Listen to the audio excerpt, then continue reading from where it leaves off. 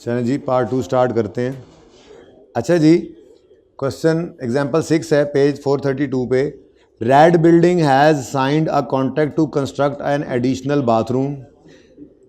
अभी बस किताबों से उठाई हुई एग्जाम्पल्स भी होती हैं, बनाई हुई भी होती हैं, जैसी है अब किताब में है, ठीक है। तो construct an additional bathroom for a customer and promise to customer to provide all building material, sanitary ware, electrical appliances and labor। तो भाई मटेरियल कहीं से मिल जाता है, सैनिटरी वेयर कहीं से मिल जाती हैं अलग, इलेक्ट्रिकल सप्लाईज कहीं से, लेबर कोई भी यूज़ हो सकती है। तो इन गुड्स, इनमें कुछ गुड्स हैं, कुछ सर्विसेज हैं, इन सब की नेचर ऐसी है कि ये नज़र आ रहा है डिस्टिंक्ट हैं। कैसे?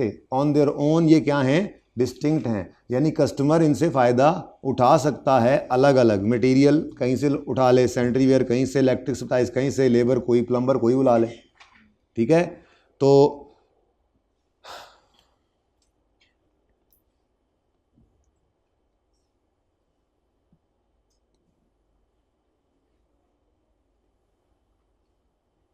अच्छा, अगली बात, एक्सप्लेन करो whether the goods services contain in contract are capable of being distinct.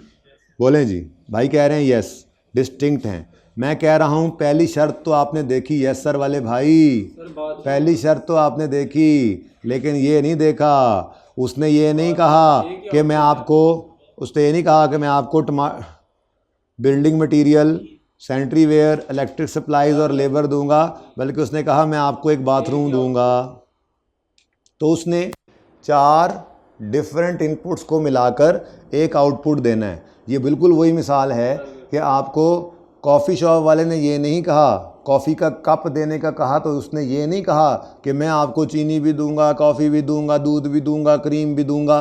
वो कह रहा है मैं आपको कॉफ़ी का कप दूंगा भाई।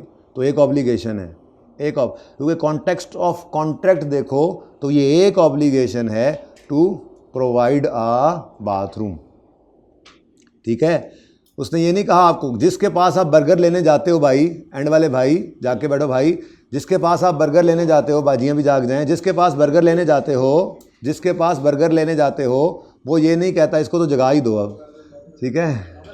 हाँ आराम से, देखो सोने वाले को प्यार से जगाना है, ठीक है। देखो वो सोया हुआ है, वो एकदम से बंदा परेशान हो जाता है, ठीक है। अच्छा सुने सुने सुने सुने सुने सुने प्लीज़ प्लीज़ अली, अब तुम एक्टिंग ना करो सोने की। सर मैं तो मोबाइल देख रहा हूँ। अच्छा सुने भाई, बात क्या कर रहा हूँ मैं कह रहा हूँ जिसके साथ आपने जाके, जिसको आपने, आप किसी दुकान पे गए, आप मैकडोनल्ड पे गए, आप इम्तियाज़ पे गए, आप जलाल सन पे गए, उनको जाकर ये एक सैंडविच बना दो, तो उन्होंने आपको ये तो नहीं कहना अच्छा रुकें अभी हमको आपको टमाटर देंगे, प्याज देंगे, ब्रेड देंगे, ये देंगे, वो क्या कहेंगे भाईजान आपको हम अभी सैंडविच देंगे, ठीक है। तो चीज़ें अब वो कहने वाला तो यही कह रहा होगा, आजकल सामने बनते हैं बर्गर्स, वहाँ पे सामने बन रहे होते हैं, तो आपको नज़र आ रहा है ये आई ब्रेड, ये आया टमाटर, ये आया प्याज, ये आया सैलेड, ये आया चिकन, ये भूख लग रही है मुझे पता है, आप लोगों को जगा रहा हूँ मैं भूख आप लोगों की, ठीक है। अब आपको नज़र आ रहा है कि ये डिफरेंट इनपुट्स हो रहे हैं, लेकिन भाई देखें in the context of contract, क्या आपके साथ वो डिफरेंट इन डिफरेंट चीज़ों का उसने कॉन्ट्रैक्ट किया है? नहीं। इसका मतलब यहां पर पूरी इतनी लंबी कहानी के अंदर भाईजान, no doubt goods within itself, good services itself अपने अंदर तो इस तरह की थी कि ये डिस्टिंक्ट हैं, कि इनसे फायदा कस्टमर ले सकता है, लेकिन कॉन्टेक्स्ट ऑफ कॉन्ट्रैक्ट के अंदर ये डिस्टिंक्ट ना रही, ठीक है। तो रिक्वायरमेंट ए का आंसर पढ़ते हैं। Each of the individual goods, the building material, sanitary, electrical and services, the labour involve, अच्छा जी आगे दसो, are capable of being distinct on its own, this is because the customer is able to benefit from each. अच्छा क्या लिखा हुआ था? हाँ कैपेबल ऑफ बीइंग डिस्टिंक्ट तो हैं, लेकिन कॉन्ट्रैक्ट के अच्छा इस तरह से समझाने की कोशिश की गई एग्जाम्पल के अंदर, पूरी बात नहीं कही गई अभी आपसे, ठीक है ना। तो good services in the contract जो कैपेबल ऑफ बीइंग डिस्टिंक्ट तो हैं, विद इन इट सेल्फ तो डिस्टिंक्ट हैं, लेकिन अगली रिक्वायरमेंट पढ़ते हैं क्या कहता है। लेकिन ये बताएं क्या वो कॉन्टेक्स्ट ऑफ कॉन्ट्रैक्ट में भी डिस्टिंक्ट हैं? इसका आंसर आ जाता है नो, यानी इन दोनों को मिला के पढ़ें तो ठीक है। तो ये हमारी शर्तें पूरी हो रही। पहली, good services within itself capable of being distinct तो हैं, लेकिन कॉन्टेक्स्ट ऑफ कॉन्ट्रैक्ट में डिस्टिंक्ट नहीं रही, ठीक है। अच्छा जी, और explain whether contract contains one or more performance obligation. हाँ भाई, रेड बिल्डिंग की परफॉर्मेंस ऑब्लिगेशंस कितनी हैं? 4 ना भाईजान? एक ही है, एक ही है मेरे दोस्त, एक ही है। वो क्या है? To construct and deliver a bathroom.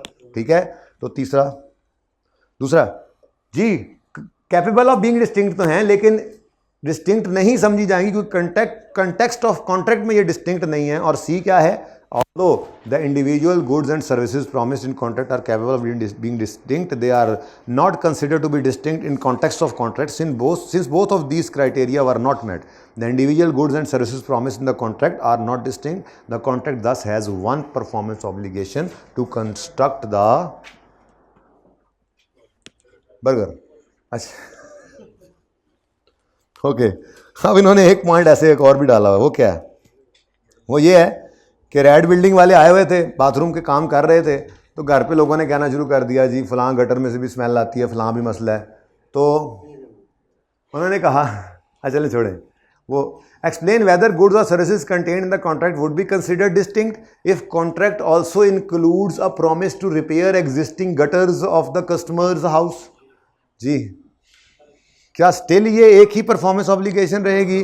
भाईजान वो कहेगा कि जी मेरा आपका कॉन्ट्रैक्ट जो है वो बाथरूम का हुआ था, हाँ अगर आपने ये काम करवाना है तो ये फिर मेरी अलग से परफॉर्मेंस ऑब्लिगेशन है, इसकी फिर अलग से कोई बात करेंगे। तो फिर अगर ये भी शामिल हो जाए तो फिर ये कॉन्ट्रैक्ट नहीं है। फिर चाहे ये 2 कॉन्ट्रैक्ट्स हो जाए, चाहे इसी का हिस्सा बनाओ, लेकिन परफॉर्मेंस ऑब्लिगेशंस 2 हो जाएंगी।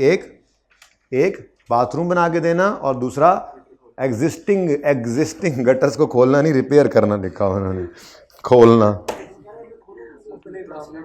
अच्छा जी, खोल के ही उन्होंने साफ करना है भाई कह रहे हैं। ठीक है जी, okay done. Example 6 is over. Distinct की निशानियां 2 हैं। पहली, दोनों शर्तें पूरी हों तो वैसे डिस्टिंक्ट का मतलब क्या है? चीज़ अपना फायदा दे सके। ठीक है, लेकिन स्टैंडर्ड क्या कहता है कि मेरे लिए डिस्टिंक्ट है 2 शर्तें पूरी होने के बाद चीज़। अपनी ज़ात के अंदर तो वो डिस्टिंक्ट है ही है, कॉन्टेक्स्ट ऑफ कॉन्ट्रैक्ट में भी वो डिस्टिंक्ट होनी चाहिए। तो फिर इनको मैं कहूँगा डिस्टिंक्ट। तो सादा सी बात है, याद करो आप, पहला सवाल हमने किया था, अभी थोड़ी देर में आएगा, आ ही जाए मैं तो कहता हूं। याद है पहला सवाल, जिंदगी का पहला सवाल? आज रिक्वायरमेंट बदली हुई है। उस दिन रिक्वायरमेंट क्या थी? General entries. आज रिक्वायरमेंट क्या है? How many POS? ठीक है, 3, एक ही है।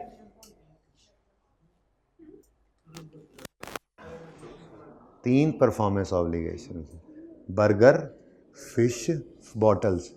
इसको डील कहने का मतलब ये नहीं है कि मैकडॉनल्ड वालों ने फिश बर्गर रखा प्लेट में, उसके ऊपर फ्राइज बखेरे और पानी की बोतल ऊपर उंडेली और यूं करके कूट के आपको दे दिया। फिर तो आप कह सकते थे कि ये एक परफॉर्मेंस ऑब्लिगेशन है, ये मलगोबा डिलीवर करना। कोई डिश का नाम दे देंगे, इसको भी दे देंगे बना के ऐसे। ठीक है, ये नहीं है ना, इसी तो कह रहा हूं कि इसके अंदर डील तो एक है, लेकिन इस एक कॉन्ट्रैक्ट के अंदर परफॉर्मेंस ऑब्लिगेशंस कितनी हैं? 3। ठीक है, लेकिन देखो इस बर्गर के अंदर क्या कुछ लगा हुआ है। इधर देखो, ब्रेड भी है, फिश पैटी भी है, इसमें कोई सैलड सूलड भी होगा, कोई इसमें वो सॉसेजेस भी होंगे, सॉसेजेस। ठीक है, तो ये सारी चीज़ें मिली, अलग अलग नेचर की चीज़ें थीं, अलग अलग नेचर की चीज़ें थीं, लेकिन कंबाइन होकर एक आउटपुट दे दी। तो इसलिए ये एक परफॉर्मेंस ऑब्लिगेशन है। हालांकि इसमें भी 4-5 डिस्टिंक्ट चीज़ें पड़ी हुई थी। ठीक है, बात समझ आ रही थोड़ी थोड़ी? ठीक है, तो यहां पे उसने ये नहीं कहा, मैकडॉनल्ड ने ये नहीं कहा कि मैंने एक वॉशरूम बना के देना है। मैकडॉनल्ड ने ये कहा कि मैंने आपको एक डील देनी है, लेकिन उस डील के अंदर ये सारी चीज़ें अलग अलग हैं। ठीक है, तो ये परफॉर्मेंस ऑब्लिगेशंस अलग अलग हैं। जैसे मैंने कहा था कि आप चाहे एक शॉपर के अंदर छोटे 4 शॉपर डलवा लें, टमाटरों का सबसे नीचे नहीं रखना, टमाटर ऊपर ऊपर रखने हैं। ठीक है ना, नीचे प्याज रखने हैं, फिर आलू रखने हैं, फिर चिकन रखना है, फिर ऊपर टमाटर रखने हैं, वरना ख़राब हो जाएंगे। ठीक है, अब वो एक शॉपर आप लेकर आ रहे हैं, लेकिन उसमें आपको इम्तियाज़ वालों ने 4 परफॉर्मेंस ऑब्लिगेशन सेटिस्फाई करके दी हैं। ठीक है, जबकि बर्गर में ऐसा नहीं। बिल्कुल ऐसा यहाँ पे है, डील तो एक ही शॉपर के अंदर आपको मिल गई है, लेकिन उसके अंदर उन्होंने 3 ऑब्लिगेशन सेटिस्फाई किए। यानी अगर आपको बर्गर और फिश दे दें, बर्गर फिश दे दें, बर्गर और फ्राइज दे दें, बॉटल ना दें, आपको कहें थोड़ी देर में ले जाना, कल ले जाना, तो वो फिर सिर्फ 2 का रेवेन्यू रिकॉर्ड कर सकते हैं, तीसरे का रिकॉर्ड नहीं कर सकते। बस किसकी हो गई? मेरी बस हो गई, अब मेरी नहीं होती बस। अच्छा जी, एग्जाम्पल 2, छोटी छोटी एग्जाम्पल्स हैं, मैंने कहा था बहुत टाइम लगना है इस पे। Coffee tea and company sold a large cup of cappuccino coffee including coffee beans milk sugar to mister Ingy. ले भाई, कॉफी टी एंड कंपनी ने एक लार्ज कप ऑफ कॉफी दिया है, जिसमें वो अब आपको छेड़ने के लिए कह रहे हैं, जिसमें कॉफी बीन्स भी पड़े हैं, मिल्क भी है, शुगर भी है। ठीक है, अब ये जिन चीज़ों से मिलकर बनी है, ये सारे ingredients with in its self distinct हैं, ये कैपेबल हैं ऑफ देने, फ़ायदा देने ऑन इट सेल्फ, और ये अलग अलग, इसकी निशानी को और भी अलग अलग दुकानों से आपको मिल भी जाते हैं। ओके, लेकिन ये सीटीसी का क्या इनके साथ कॉन्ट्रैक्ट हुआ इंजमाम के साथ, क्या ये अलग अलग चीज़ें देना? नहीं, sold a coffee bean, sold a milk और sold a sugar, sold a cup of coffee. तो फिर विद इन इट सेल्फ तो डिस्टिंक्ट थी, लेकिन कॉन्टेक्स्ट ऑफ कॉन्ट्रैक्ट के अंदर ये डिस्टिंक्ट, तो हम कहेंगे सीटीसी का एनजी के साथ एक कप ऑफ कॉफ़ी सेल करने का जो है वो कॉन्ट्रैक्ट है। यानी जब वो कॉफ़ी, ये नहीं पानी गर्म किया, ऐसे बीन्स डाले, चलो जी रेवेन्यू रिकॉर्ड, फिर चीनी डाली रेवेन्यू, नहीं भाई नहीं, जब कप ऑफ कॉफ़ी बनाकर दे देंगे तो एक ऑब्लिगेशन है, ये सेटिस्फाई होगी तो फिर रेवेन्यू रिकॉर्ड करना। डन। दो coffee beans, milk and sugar are distinct on its own, but these three things are used as an input to produce a combined output. Entity is providing, वापस आ जाएं अपने integration services, so there is only one performance obligation, that is a cup of tea. Oh coffee. McDonald sold a burger, आ गया फिर burger. हाँ जी, शुक्र है मैंने चावल मंगवा लिया, नहीं तो तुसी मैनू खा जाना सी। जिन्नियां कोई एग्जाम्पल्स आज आईया ने ना, हमने मेरा किसी ने यहाँ से बाजू खाया होना था, किसी ने इधर से, मतलब शुक्र है आ रहा खाना आ रहा है, रोटी खुलेगी थोड़ी देर से। अच्छा जी, McDonald sold a burger including bun, chicken, onion, ketchup, दूसरा लिखा गया चले, and olives to Wasim Akram. दो bun, chicken, onion, ketchup and olives are distinct on its own, but these are used as an input to produce a combined output, जो कि एक burger है। क्या है? बर्गर ही है ना? हाँ हाँ, तो so are not distinct in the context of contract. Shahid Afridi, real estate, भाईजान अफरीदी भाई आजकल कंस्ट्रक्शन कंपनी उनकी बनाई हुई उन्होंने, वो कॉन्ट्रैक्टर हैं, ठेकेदार हैं। Enters into a contract to construct to build a hospital for a customer. The entity is responsible for the overall management of project and identifies various promised goods and services, including engineering, site clearance, foundation, procurement, construction of structure, piping, wiring, installation of equipment and finishing। हाँ जी, ये बहुत सारे काम हैं, और ये हर काम ऐसा है कि आप अलग अलग बंदे से करवाएं। आप इंजीनियर को और रख लें, आप साइट के ऊपर सफाई किसी और से करा लें, आप फाउंडेशन एक बंदे से बनवाएं, नहीं यार तुम्हारा काम पसंद है, चलो कल से ना आना। प्रोक्योरमेंट, जी बात समझ आ रही है? तो ये सारी चीज़ें ऐसी हैं जो हर बंदा अलग अलग, आपको पता है अक्सर इस तरह क्या होता है, स्पेशलाइज लोग ही अलग अलग होते हैं इनके। ठीक है, तो ये ऐसी सर्विसेज या गुड्स हैं जो ऑन इट्स ओन डिस्टिंक्ट हैं। तो इसलिए 1 2 3 4 5 कितनी परफॉर्मेंस कितनी पीओज हैं इसमें? 1 2 3 4 5 कितनी हैं भाईजान? ऊपर वाली लाइन ध्यान से पढ़ें। कॉन्ट्रैक्ट क्या है? Enter into a contract to build, यानी लंबी कहानी पढ़ने की लोड़ नहीं सी सर जी, ये तो in the context of contract क्या है? एक। ठीक है, अब थोड़ा क्लियर होता जा रहा है। चलो जी, एक ऐसा भी है, एक ऐसा भी है। अच्छा, ये अब जो जितने मैंने पढ़ाए हैं ना आपको, ये जितने पढ़ाए हैं, इनके अंदर ना एक साइंस है। ये मैंने ऊपर जो अंग्रेजी पढ़ानी है अब उसकी मैं बेस बना रहा हूँ। क्या?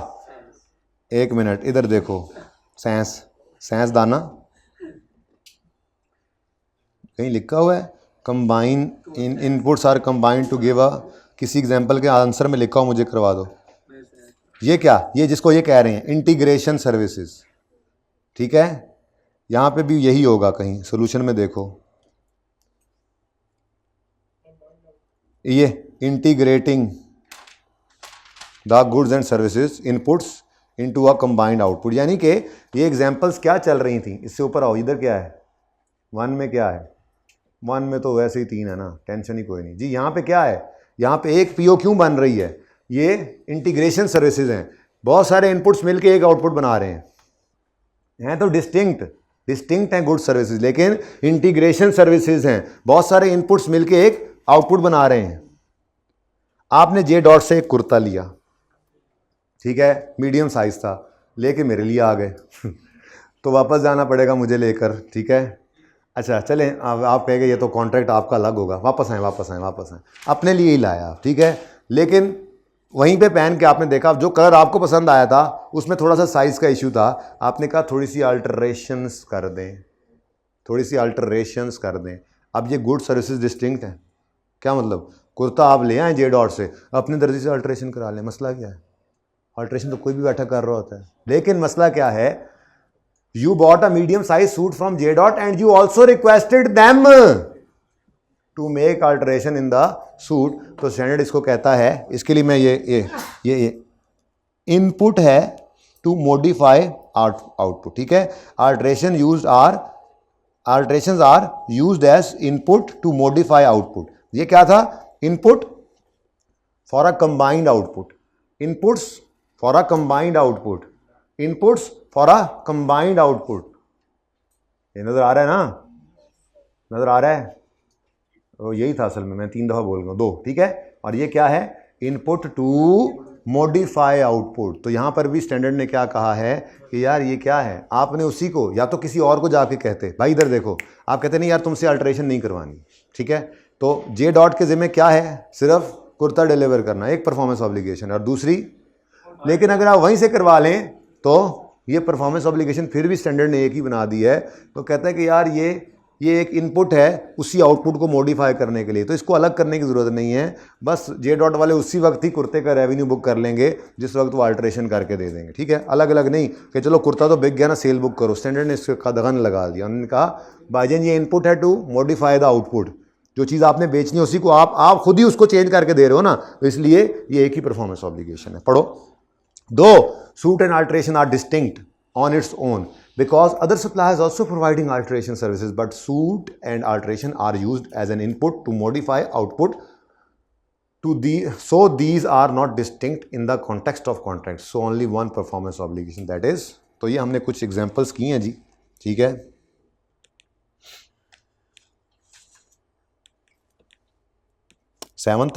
सेवन भी कर लें, ये देखें, Philips enter into a contract with a customer, आसान वाली भी तो होनी चाहिए, to sell an oven, perform an installation service and 1 year maintenance। हाँ जी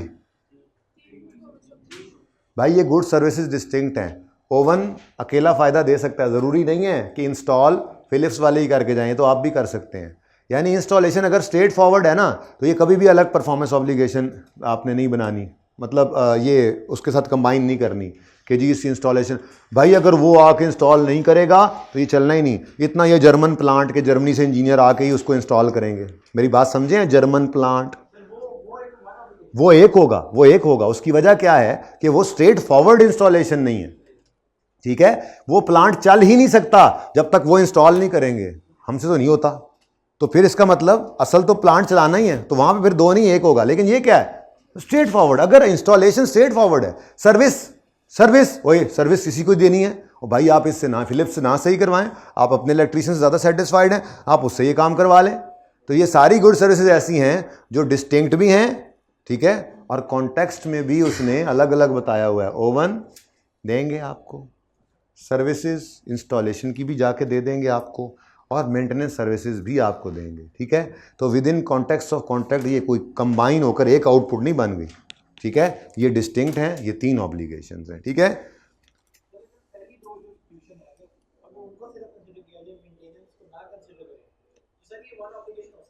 फिर भी नहीं हो सकती, उसकी वजह है इन इंस्टॉलेशन सर्विस का स्ट्रेट फॉरवर्ड होना।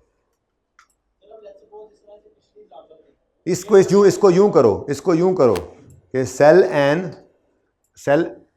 आ मशीनरी, ठीक है, perform installation service which can not be perform by anybody else, या फिर कोई ऐसा हार्डवेयर दिया है जिसके, या कोई ऐसा सॉफ्टवेयर भी दिया है जिसको आपकी कंपनी के हिसाब से उन्होंने आके इंस्टॉल करना है डिफरेंट करके, वो फिर रेडी टू यूज़ तो नहीं है ना, किसी और से तो सर्विस नहीं ले सकते, तो फिर वो सेलर की ही ऑब्लिगेशन बन गई आके, वो एक ही है। ठीक है,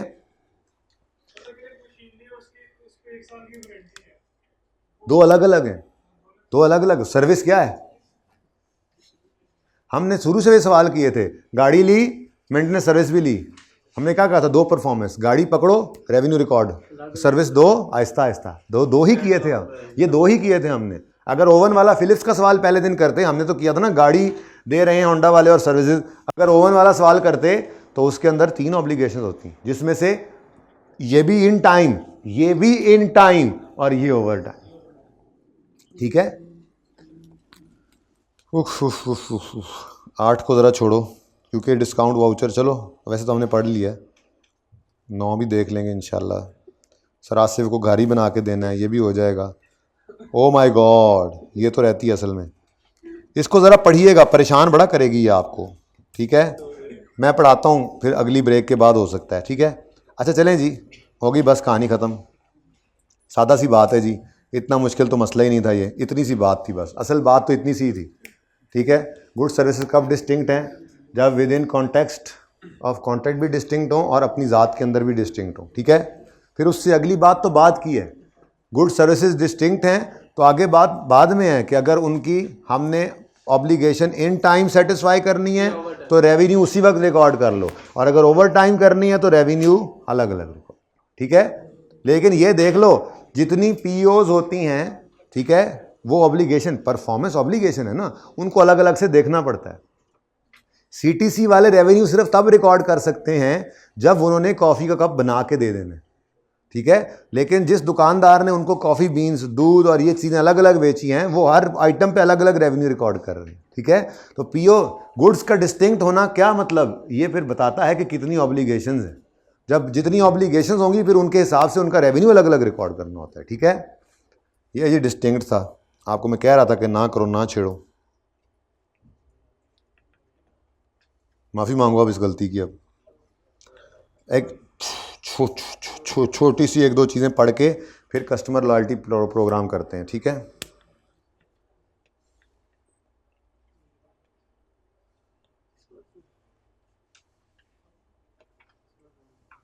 वो आसान है, लेकिन 1 मिनट 1-2 बातें सिर्फ इधर देखो भाई। स्टैंडर्ड कहता है कि ये कुछ इंडिकेटर्स हैं जिनमें कंट्रोल, पेज नंबर 453 है। स्टैंडर्ड कहता है, देखो ना असल पे क्या कहा था स्टैंडर्ड ने, ये मैं यहाँ पे किसी वक्त लिख दूंगा अगली क्लास के अंदर, या जो भी हमारा डिसाइड होता है, जो एंड वाली क्लास है, पास पेपर्स वाली छोटी मोटी बातें उसमें। स्टैंडर्ड यहाँ पे असल में ये कहता है कि रेवेन्यू रिकॉर्ड करो जब पीओ सेटिस्फाई करो, और फिर साथ ही कहता है पीओ नॉर्मली सेटिस्फाई होती है जब कंट्रोल ट्रांसफ़र होता है। फिर स्टैंडर्ड ने कुछ एग्जाम्पल दी कि कहता है कि what are the indications when control is considered as transferred, लेकिन उसके साथ ही वो ये कहता है कि भाई ये हैं पर सिर्फ यही नहीं है।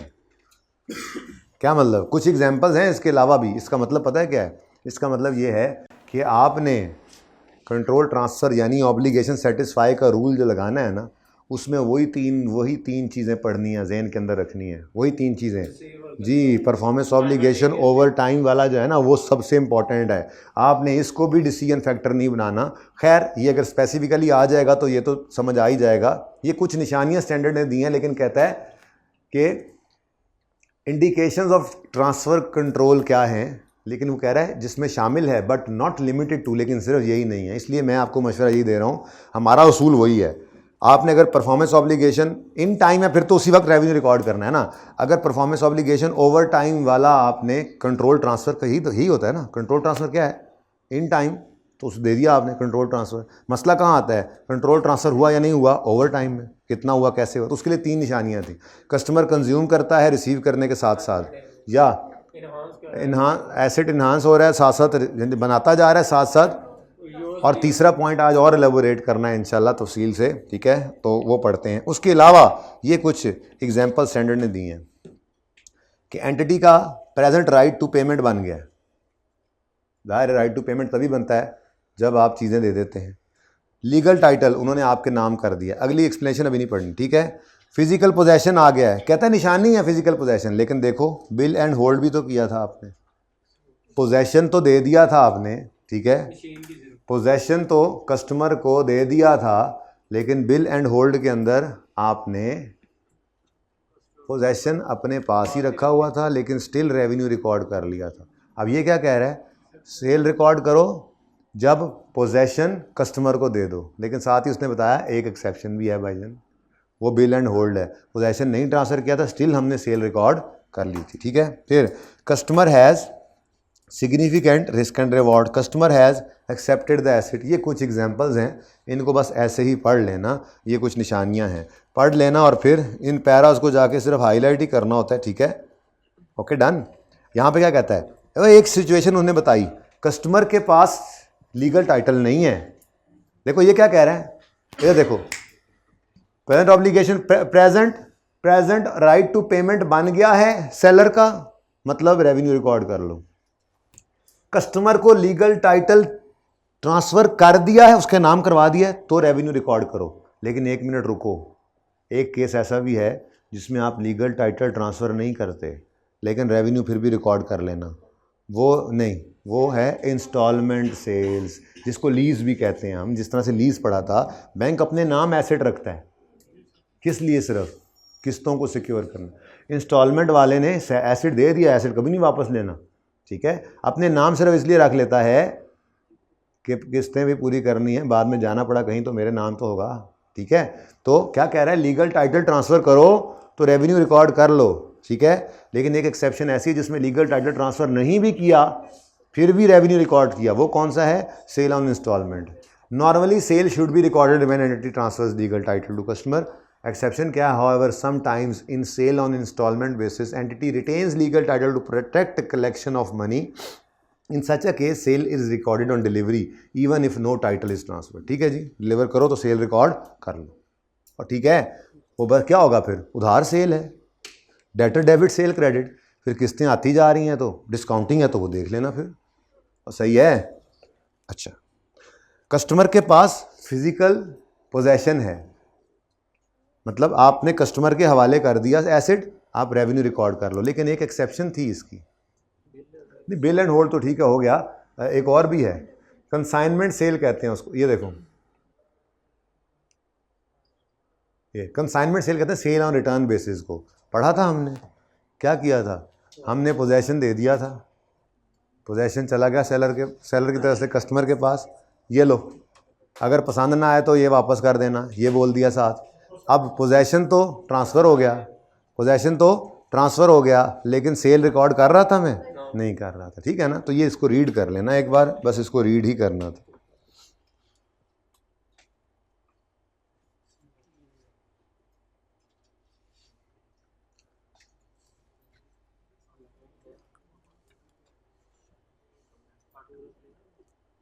भाई अभी बहुत इंपॉर्टेंट कुछ बातें करनी है, इसलिए ज़रा मेरे साथ डिसीजन कर लीजिएगा, मैं बस कस्टमर लॉयल्टी प्रोग्राम करवा लूँ एक दफ़ा, लेकिन उससे पहले मैं आपको बता दूं कि एक एग्जांपल पढ़नी है बड़ी इंपॉर्टेंट, पेज नंबर 457 पे आए ना,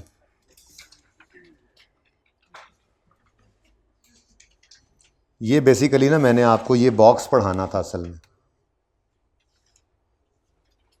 ठीक है, ये बॉक्स पढ़ाने के बाद वेरी इंपॉर्टेंट एग्जाम्पल नंबर 6 ये भी आपको करानी है, ठीक है। तो ये अब नमाज के बाद मैं करवाता हूँ, इसी को पार्ट को कंटिन्यू कर लेंगे या देख लेते हैं जो भी करना है, लेकिन पहले मैं अब आपको कस्टमर लॉयल्टी प्रोग्राम करवाना चाह रहा हूँ, क्योंकि ज़रा थेरी पढ़ के ना थोड़ा सा थके हुए हैं, थोड़ा सा न्यूमेरिकल कर लें, तब तक मेरे ख्याल में अगर कोई मिटाना चाहे बोर्ड तो उसको इजाज़त है।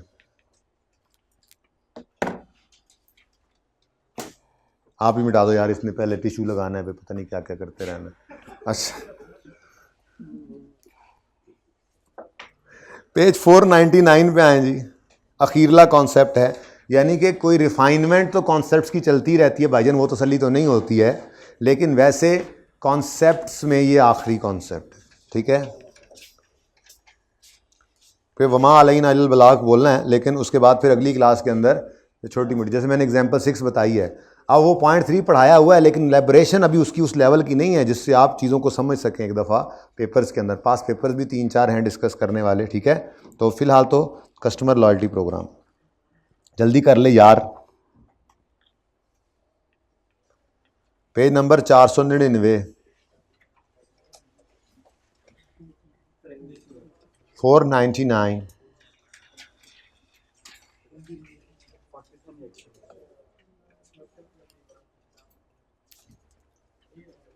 अच्छा जी, ऑप्शन, अच्छा ये कस्टमर लॉयल्टी प्रोग्राम होता क्या है भाईजान? आपने अक्सर ये तजर्बा भी किया होगा, आप कहीं पर कुछ जगहों पर ना आपको ये ऑफ़र दी जाती है, आप चीज़ें ख़रीदने जाते हैं, वो कहते हैं हर दफ़ा आप जब कोई उनका अपना क्राइटेरिया होता है, इतने रुपए की परचेज़ हमसे करेंगे तो आपको पॉइंट्स मिलेंगे। कस्टमर लॉयल्टी प्रोग्राम में कस्टमर लॉयल्टी पॉइंट्स मिलते हैं, ठीक है। अब इम्तियाज़ पे मिलते हैं आपको यार, फूड पैंडा पे मिलते हैं आपको, ये करीम पे, ऊबर पे, इन पे मिलते हैं आपको कि आप बार बार करते रहते हैं, वो आपके क्रेडिट में। तो बेसिकली क्या होता है, आपको हर दफ़ा जब कस्टमर आपके पास आता है तो हर परचेज़ पे आप उसको कुछ पॉइंट्स एलोकेट कर देते हैं और फिर वो पॉइंट्स बाद में रिडीम होकर उसको फ़ायदा देते हैं। फ्यूचर की परचेजेस के अगेंस्ट उसको उनसे डिस्काउंट मिलता है, फ़ायदा मिल जाता है, ठीक है ना।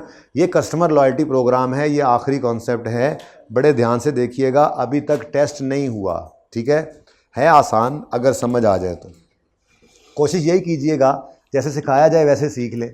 जैसे हमने डिस्काउंट वाउचर किया था, उससे ज़्यादा आसान है टेक्निकली देखा जाए तो, लेकिन उसकी क्योंकि आप 3-4 सवाल कर लिए हैं, उसके बाद इसको करने लगेंगे तो कहेंगे नहीं नहीं नहीं वो आसान था। पढ़े,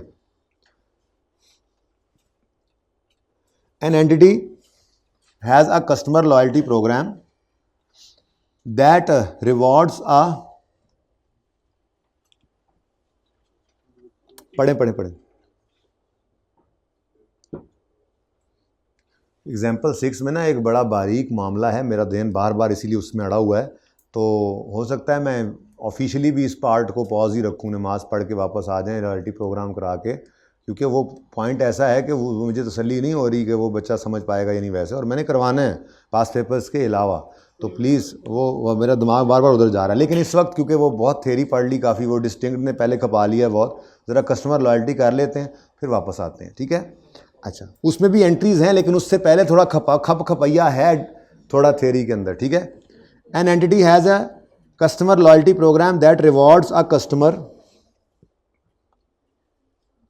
2 loyalty points for every 100 of purchase, every 50 rupees of purchase. Each point is redeemable for a discount of 5 on any future purchase of the entity's product during X1 customer purchase products of 2 lakh and earned 8,000 points। अच्छा यार ये ना 1 minute समझो, छुपा दो 1 minute के लिए। मैं ये कह रहा हूँ कि मुझे बताओ क्या आप पॉइंट्स निकाल सकते हो कि कितने इन्होंने अर्न कर लिए? कोई भी बंदा अपने पॉइंट्स खुद निकाल सकता है। इसको ज़रा एक बार पढ़ें, उसूल क्या है पहले पढ़ के बताएं, उसूल क्या है। हर 50 रुपए की परचेज़ पर आपको 2 पॉइंट्स मिलते हैं। आपने 2 लाख रुपए की परचेज़ की तो डिवाइडेड बाय 50, कितनी बार परचेज़ की? 4000 बार परचेज़ की, और हर बार आपको 2 पॉइंट्स, तो टोटल कितने पॉइंट्स अर्न कर लिया आपने? 8000, ठीक है जी। तो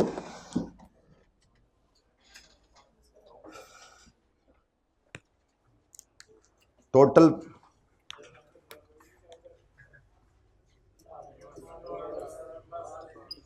₹200,000 डिवाइडेड बाय, भाई ये टोटल परचेज है आपकी, ठीक है। प्लीज इधर ध्यान रखें प्लीज जी, प्लीज 2 लाख रुपए डिवाइडेड बाय 50 इंटू हर बताओ कितनी दफा? 4000 दफा आपने परचेज की और हर दफा उन्होंने आपको 2 पॉइंट्स दिए, तो टोटल 8000 पॉइंट्स आपने अर्न कर लिए। 8000 पॉइंट्स अर्नड, ठीक है जी। अब आप इसके बारे में सोच रहे थे कि हम इसकी बेस पे कैलकुलेशन करते हैं, ठीक है। वैसे उन्होंने बता भी दिया लेकिन मैंने ना आपको निकालना सिखाया ये, ठीक है। ओके डन, तो बोलो।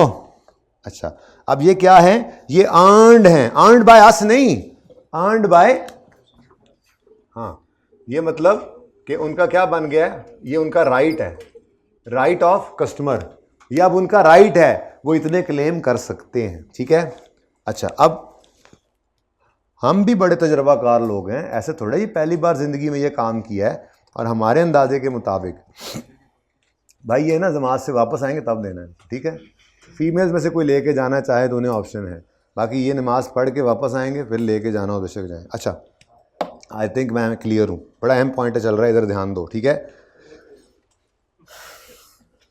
The entity expects 7500 points to be redeemed. तो एस्टीमेट क्या है हमारा, देखो उन्होंने कितने पॉइंट्स अर्न कर लिए हैं, और हमारा क्या एस्टीमेट है, 7500 पॉइंट्स। ये क्या है हमारा एस्टीमेट। उनका राइट कितना था, हमारा एस्टीमेट क्या है, तो फिर कौन सा प्रिवेल करेगा। अच्छा, आप कहोगे सर क्या ऐसे मुसीबत में डाला हुआ है आपने, सब कुछ तो उन्होंने बताया हुआ था भाईजान, ये इस सवाल में बताया हुआ है, पर्चे में ना बताए तो, पर्चे में पिछली बात बता देता, बोलो तो 8000 पॉइंट, और फिर कहता उसका इतने % आपने, और उसको लगता है कि वो रिडीम होंगे, तो ये सब कुछ निकालना भी तो पड़ सकता था। ठीक है, तो उस वक्त में फिर आप क्या करते, वो फिर ये कैलकुलेशन सिखाइए आपको। ठीक है, अच्छा अब आगे भाई काम वैसा ही है। ठीक है, ऑब्लिगेशंस कितनी है, ये ना 1 बाय 1 हमने ओपन करना है हर साल को। ठीक है, साथ साथ नहीं देखना है इनको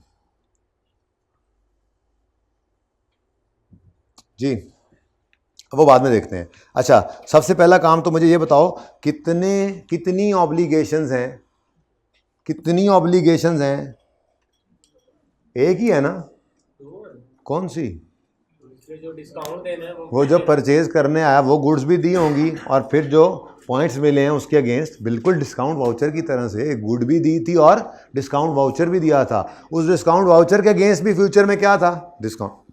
ऐसे ही गुड्स भी आज दे रहे हैं, ये परचेजेस करता है तो ये भी ऑब्लिगेशन हम सेटिस्फाई कर रहे हैं, और हमने जो पॉइंट्स इनको एलोकेट कर दिए हैं फ्यूचर में अब हम पाबंद हैं, हम इसके अगेंस्ट भी उनको डिस्काउंट देंगे। ठीक है, हिम्मत है ना, हिम्मत है ना, सारे जाग रहे हैं ना, खुशबू भी अभी थोड़ी देर में आने लग जाएगी, हिम्मत और जागेगी। ठीक है जी, करीब उन वालों उनको तो आने लग गई है। अच्छा सुने सुने सुने, बिल्कुल बनाने लगा हूँ। ठीक है, बिल्कुल इसी तरह से पहला काम प्रोडक्ट, दूसरा पॉइंट्स निकाल के उसने दे दिए हैं, ना निकाल के देता तब भी हम निकाल लेते। ठीक है, अब इधर देखो, प्रोडक्ट और loyalty points, stand alone price जी, कितनी प्रोडक्ट बेची है, 2 लाख रुपए की, पॉइंट्स कितने 7500। ठीक है जी, हाँ, हर पॉइंट के अगेंस्ट, हर पॉइंट के against, her point is redeemable eight for 5 rupees 5 discount for future purchases. तो 7500 की लाइबिलिटी नहीं है, 7500 पॉइंट्स की लाइबिलिटी है, और हर पॉइंट के अगेंस्ट रुपीज़, बिल्कुल वैसे ही जैसे हमने यहाँ पे डिस्काउंट वाउचर के लिए, उसके साथ मिला के बस इसको देखो, इकट्ठे ही कर लेना, बेहतरीन। इंशाल्लाह उम्मीद तो है इनमें से कोई एक आ ही जाता है जी, इस दफ़ा मुझे लग रहा है वैसे ही जी, 500। अच्छा भाई एक बात याद रखना, ये इन दोनों के लिए है, ये इन दोनों के लिए है, क्या जैसे डिस्काउंट में किया, उसमें डिस्काउंट वाउचर में किया था, यहाँ पर 2 लाख लिख लिया, क्योंकि जैसे हमने डिस्काउंट वाउचर फ्री में दिया था, बिल्कुल ऐसे ही ये पॉइंट्स भी फ्री में दिए हुए हैं ना बच्चों। ठीक है, तो ये सवाल में ये याद रखना, ये रट्टा लगा लो बस, ये इतना को रट्टा, इतने रट्टा लगा लिया करो छोटा मोटा। ठीक है ना, ये 2 लाख इधर भी इधर भी। ठीक है, अब ब्लू मार्कर दे दो। अली तुम तो सोने लग गए हो, ब्रेक दे रहा हूँ बस, नमाज की ब्रेक होगी, खाना खाना होगा, फ्रेश हो जाओगे, फैसला करते हैं अगला फिर। अब जी ये आपने कैलकुलेट किया कितना, 37500, 237500 कर लोगे या कैलकुलेट करूं, 168421 और 31579 जी बच्चों। अब सबसे पहला काम, अगली चीज़ ईयर एंड वाली बाद में देखेंगे कि वो आया तो उसने क्या किया, फिलहाल हम अपने इस रेवेन्यू को बुक कर लें और जो पॉइंट्स की लायबिलिटी बनी है वो कर लें, लेकिन इसके लिए हम स्टैंड अलोन प्राइस वाला कॉलम यूज़ करेंगे। और मेरा जवाब गलत है, ठीक है ना। वो इसलिए थोड़े ही किया था, अगर वही यूज़ करना था तो आगे क्यों आते, ठीक है ना। इसलिए मैं कहता हूँ काट दिया करो। अब ये पहली एंट्री हो रही है जी, कितनी कैश कितना आया, 2 लाख,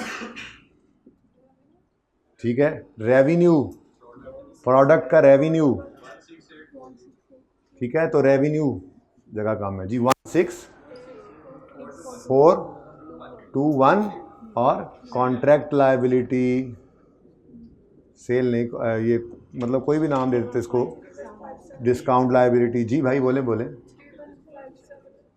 जी बेटा।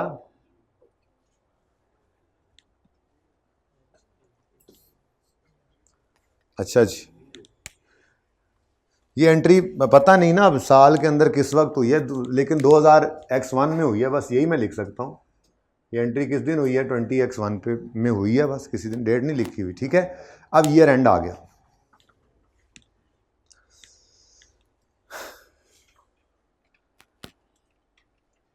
ईयर एंड आ गया। अब आपने एक वर्किंग करनी है। देखें, आपने 2 चीज़ें देखनी है।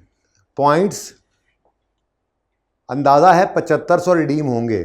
वो कहता है for 20x1 assuming that by the end of x1 2500 of these points had been redeemed and estimation that 7500 of points would be redeemed remained the same. यानी अगले चेयर भी बदलने लगे जे। खैर अगले में ये एस्टीमेट बदलेगा, एस्टीमेट ही था ना। लेकिन फिलहाल क्या हुआ है भाई, देखें कोई लिमिट नहीं है इस पर। पॉइंट्स जिसके हैं बस उसके हैं, लगाई हो तो इस सवाल में नहीं लगाई हुई। कस्टमर लॉयल्टी प्रोग्राम पे, लॉयल्टी पॉइंट्स पे नॉर्मली कोई रिस्ट्रिक्शन नहीं, तो फलां दिन तक आ जाएं, वो दे देते हैं बस जब भी आप नेक्स्ट परचेज करें तो। खैर हमें इससे क्या, हमारे सवाल में तो ऐसी कोई रिस्ट्रिक्शन लगाई नहीं हुई। तो कहता है x1 में कितने आ चुके हैं, 2500 पॉइंट्स रिडीम हो चुके हैं। यानी एज ऑन पॉइंट्स कितने रिडीम हो गए, 31 दिसंबर x1 2500 रिडीम हो गए। और एस्टीमेट टोटल कितना था, 75। कॉस्ट नहीं है आज, पॉइंट्स हैं, लेकिन परसेंटेज ऑफ कंप्लीशन निकल आई है।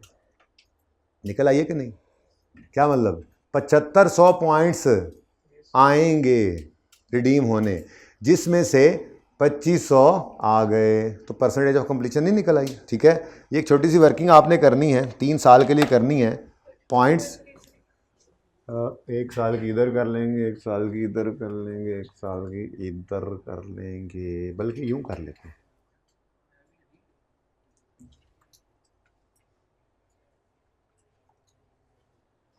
एक छोटी सी वर्किंग कर रहा हूं मैं, इधर देखिएगा जी। Points redeemed as on 31 December x1 कितने जी, 2500। एस्टीमेट, ये छोटी सी वर्किंग करनी पड़ेगी हमें अब, और ये ध्यान से देख लो। फिर इस सवाल को घर जाके दोबारा करोगे, होमवर्क अभी लिखवाता हूँ, वो करोगे, और फिर अल्लाह करेगा कोई टेस्ट में 1 आधा सवाल और आ जाएगा, वरना पर्चे से पहले फिर इन्हीं को दोबारा कर लोगे। मैक्सिमम पॉसिबिलिटीज इसमें डिस्कस हो ही रही है, ठीक है ना। तो फिर इंशाल्लाह पर्चे में आ भी जाएगा तो आप कर लोगे अल्लाह ने चाहा, ठीक है। Estimated points, estimate of points to be redeemed जी बच्चों, 7500, ठीक है। परसेंटेज ऑफ कंप्लीशन ही लिख लो, आप कंफर्टेबल होते हो। परसेंटेज ऑफ कंप्लीशन, इस लायबिलिटी की कंप्लीशन कितनी हो गई है, परसेंटेज ऑफ कंप्लीशन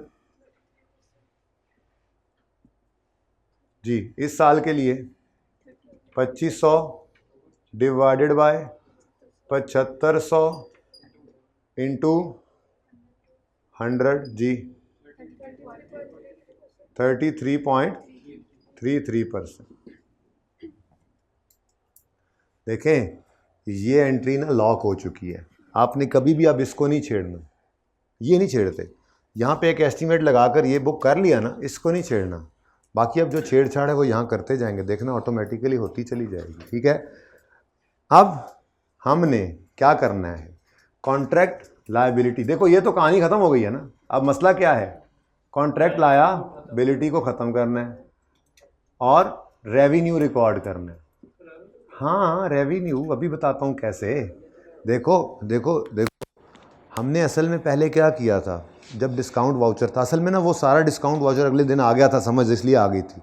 क्या किया था हमने कहा था जी आज वाली चीज़ तो पूरी 100 की बेची है, लेकिन इसको 80 पे बुक करो मिसाल के तौर पे।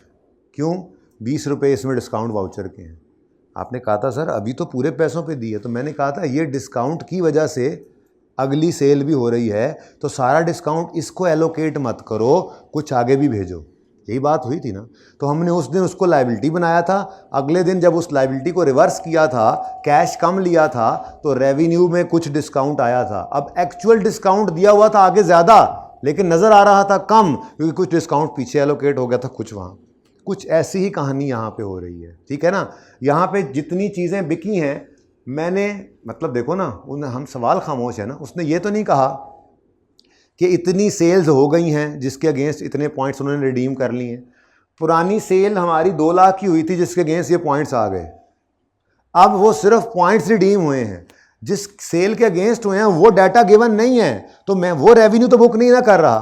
तो मैं सिर्फ अब ये कर रहा हूँ डीप डाउन वैसे तो मेरे ख्याल में सवाल करा दूँ काफ़ी है, लेकिन चलो मैं लॉजिक एक बार देने की कोशिश करता हूँ, ठीक है। हम क्या कर रहे हैं, हम ये कह रहे हैं, जैसे असल में डिस्काउंट वाउचर वाला सवाल जहन में लाना पड़ेगा आपको। अल्लाह करे, अल्लाह नहीं कर रहा, मैंने तो उधर कर दिया हुआ था, इधर नोट किया था मेरे ख्याल से, है ना, वरना वहाँ होता तो मैं दिखाता। जहन पे लाओ, हमने कहा था 20 रुपये, लेट से 100 रुपये वाली चीज़ 80 पे बुक करो, 20 की कॉन्ट्रैक्ट लायबिलिटी बनाओ। फ्यूचर में अगर आपने लेट से 20 का ही डिस्काउंट दिया है, ठीक है, तो कुछ पिछले साल पे एलोकेट हुआ था, कुछ आपके साल पे एलोकेट हुआ था। वो हमने क्या किया था, बेसिकली डिस्काउंट को आगे अप्लाई किया, तो अगले साल का रेवेन्यू कुछ बढ़ नहीं गया था। इतना डिस्काउंट सारा उसको नहीं हुआ था। गौर करो, सवाल जाके देखना। वैसे लॉजिक का कोई फ़ायदा नहीं है, अभी सवाल ख़त्म हो जाएगा, लेकिन फिर भी चले मैं लॉजिक दे रहा हूँ, ठीक है, कि डिस्काउंट वो इस अकाउंटिंग का फ़ायदा ये हुआ था कि वो जो डिस्काउंट था वो सारा पहले साल को एलोकेट नहीं हुआ था, अगले साल जितना एक्चुअल नज़र आ रहा था उससे कम रिकॉर्ड हुआ, रेवेन्यू कुछ बढ़ा था। अब यहाँ पे मसला सिर्फ ये है कि वो सेल आपको नज़र नहीं आ रही, अब आपने चीखना है। तो मैं यही कह रहा हूँ कि वो डिस्काउंट वाउचर भी दिया हुआ था ना, जो वो जब आगे ख़त्म करते थे ना लायबिलिटी, तो उससे भी रेवेन्यू ही बनता था थोड़ा थोड़ा। जाके घर बैठ के देख लेना जो लॉजिक दी थी एंड पे, ठीक है। और अगर समझ ना आए तो फिर मुझसे पूछ लेना अलग से। तो वो जो काम होता था उसमें अगली परचेज, अगली सेल भी हम दिखा देते थे, साथ ही हम वो इनकम बुक दिखा रहे थे। यहाँ पे अगली सेल का उन्होंने नहीं बताया, ठीक है, नहीं बताया। अब रिडीम कैसे हो रहे हैं, वो फ्यूचर परचेजेस के अगेंस्ट ही रिडीम किए हैं ना उन्होंने आके, वो और ख़रीदने आए तो हमने पॉइंट्स दिए। ये भी अगले साल की सेल बढ़ाने का एक टैक्ट है। तो जब अगले साल की सेल बढ़ाने का टैक्ट है, इस साल की सेल भी उसने बढ़ाई है, लोगों ने इस लालच में आके चीज़ें खरीदी हैं, लेकिन अगले साल भी लोग इस पॉइंट को रिडीम करने के लिए आएंगे, ये पॉइंट्स बैठने नहीं देंगे। तो ये पॉइंट सारे के सारे यहाँ पर ही चार्ज हो जाएं, ये मुनासिब नहीं था, इसीलिए हमने इनकी भी लायबिलिटी बनाई थी, ठीक है। और फिर आहिस्ता आहिस्ता इनको भी डालेंगे तो वो इनकम ही बनेगी। बहरहाल फ़िलहाल आप इसको छोड़ें, आप पर्चे की हद तक सिर्फ ये याद रखें। यहाँ तक समझ आया था, ये समझ आया था, देखो सारे पर्चा भी तो पास कर लें, ये समझ आया था, इससे ये एंट्री समझ आई थी। अब बस ये लायबिलिटी आहिस्ता आहिस्ता इनकम बनानी है, दैट्स इट, ठीक है। ये लायबिलिटी क्या करनी है, आहिस्ता आहिस्ता इनकम बनानी है। अच्छा, अब परसेंटेज ऑफ कंप्लीशन आ गई। अब मुझे बताओ कि एज ऑन रेवेन्यू कितना बनता है, एज ऑन रेवेन्यू कितना बनता है, एज ऑन रेवेन्यू। इधर देखो भाई, टोटल रेवेन्यू कितना है, 31,579 इंटू 33.33 जी, 10525, ठीक है जी। क्योंकि अगर आप लंबी सोच सोचेंगे ना तो फिर बिल्कुल ही बहक जाएंगे। पर्चा पास कर लें, मेरे ख्याल से इसको एज इट इज़ देख लें, इसकी प्रैक्टिस ज़रूरी है। एक सवाल किताब में भी है, अल्लाह करेगा टेस्ट में भी आपको आ जाएगा कोई एक आधा, और फिर आप थोड़े से बेहतर महसूस कर रहे होंगे, ठीक है, सही है। बस स्टेप्स याद रखो, ये सब समझ आया आपको, ये निकाला आपने, अलग अलग किया, ये एंट्री की, आगे तकलीफ हो रही है ना तो बस मेरी बात मान लो, वैसे इंशाल्लाह समझ आएगा। ज़रा डिस्काउंट वाली को पहले देखना, वो डिस्काउंट वाउचर वाली को। उसके बाद इसको आके देखना तो ये कहना जितनी सेल हुई है जिसके अगेंस्ट चीज़ें रिडीम हुए हैं वो सवाल में गिवन नहीं है, वरना मुझे ये भी प्रूफ हो जाता। शुक्र करो नहीं है, बस इसकी अकाउंटिंग करो। तो बस सादा बात पर्चे के लिए ये एंट्री तक समझ आया है। अब इस लाइबिलिटी को आहिस्ता आहिस्ता इनकम बनाना है, और जैसे मैंने आपको वो परसेंटेज ऑफ कंप्लीशन वाला सिखाया था उसी हिसाब से कर रहे हैं काम। बस उसको मैच करके सवाल पास करने की हद तक तैयार कर लो, ठीक है। अच्छा, अब बाकी तो ज़िंदगी पड़ी है इंशाल्लाह सीखने के लिए। तो 31 दिसंबर X1 पर कॉन्ट्रैक्ट लायबिलिटी डेबिट करके रेवेन्यू को क्रेडिट करो। कितने से? 10525, ठीक है जी। और फिर अगला साल देखते हैं, ज़रा इसको देख लो एक बार। अगले साल में और सेल्स होती रही होंगी, लेकिन मैं सिर्फ इस कॉन्ट्रैक्ट की बात कर रहा हूं, ठीक है, जो हमारे सामने है इस वक्त, जो ऑलरेडी हम कर बैठे हैं जी। नेक्स्ट पॉइंट ओपन होने लगा है। इन पॉइंट के अगेंस्ट जो परचेज करते हैं, फिर इन पॉइंट के अगेंस्ट हम जो परचेज करते हैं उनके अगेंस्ट पॉइंट देते हैं। हाँ, वो अगर चल रहा है तो चलता जाएगा बेटा, फिर उसका हिसाब अपडेट होता जाएगा, कोई मसला नहीं है। ये रेवेन्यू बुक होता जाएगा, जो सेल होती जा रही है ना उसके अगेंस्ट जितने सेटल होते जा रहे हैं। अगर दोबारा से कोई मिल रहे हैं तो उनकी अलग अकाउंटिंग होगी। कोई आपको लाखों रुपए तनख्वाह उन्होंने ऐसे ही दे देनी है, ये सारा कुछ देखना पड़ेगा मेरे दोस्त आपको जाके। हाँ, जिंदगी कोई फूलों की सेज नहीं है। हाँ दोस्तों, काम करना पड़ता है, ठीक है। करोगे आप काम इंशाल्लाह। अभी 1 साल की समझ आ रही है तो सारों की आएगी, और फिर हर रोज़ की भी आएगी। रोज़ करोगे काम, रोज़ जियोगे, रोज़ मरोगे। देखो अब इधर, for 20x2 assuming that by the end of 2002 a further 3000 of these points have been redeemed. शुक्र है मैंने एज ऑन लिख लिया था। अगर वो कह रहा है अ फर्दर 3000, कितने? 3000 ही है ना। A further 3000 points have been redeemed, तो इसका मतलब एज ऑन कितने हो गए? 5500। एज ऑन कितने हो गए? 5500, ठीक है।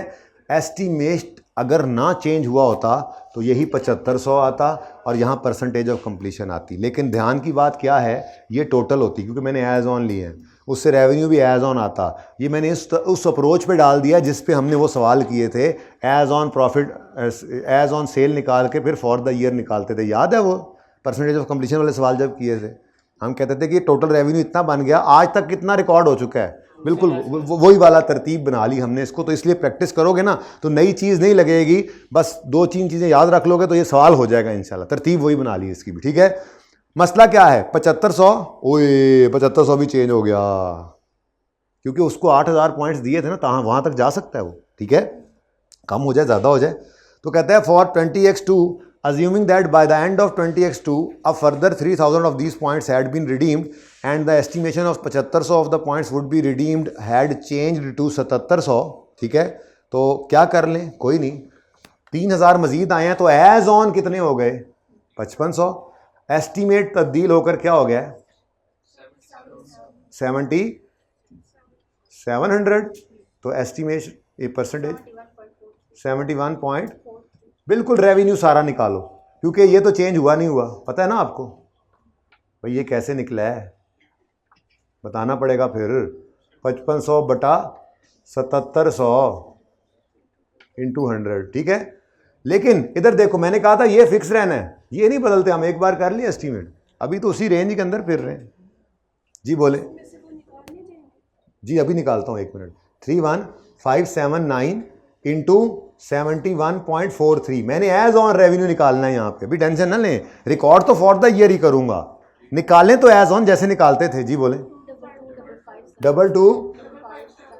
लो जी, आज तक इतना रेवेन्यू है, लेकिन कितना बुक हो चुका है, ठीक है। तो यहाँ पे जब मैं एंट्री करूंगा 31 दिसंबर X2 पर कॉन्ट्रैक्ट लायबिलिटी डेबिट रेवेन्यू, ज़रा तमीज़ से लिखूँ अगर तो नीचे ही वर्किंग हो जाए। Contract liability debit revenue credit. इधर देखो, मैं कहूँगा आज तक कितना हो चुका है? 222557, लेकिन रिकॉर्ड कितना कर चुके हैं? 10। तो मज़ीद कितना रिकॉर्ड कर लो? 12032 12032। अगला साल तो आपको मसला ही नहीं होना चाहिए, सिर्फ ओपन होने की देर है, वर्किंग सारी बनी पड़ी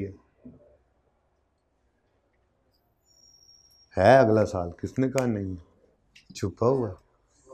ठीक है, ये on 20x3 assuming that by the end of x2 x3 a further of 1000 points are redeemed, यानी 6500 हो गया। और बोलो 6500 हो गया। ओ नो, एस्टीमेट चेंज हो गया। अच्छा जी, but total estimate had change to 7500। No solution available for this point. चलो सेल्फ टेस्ट है, टाइम कम है, दिमाग में सोच लो। 30 सेकंड के बाद मैं फिर आंसर लिखता हूँ, दिमाग में सोच लो क्योंकि अब टाइम नहीं है, जल्दी करो।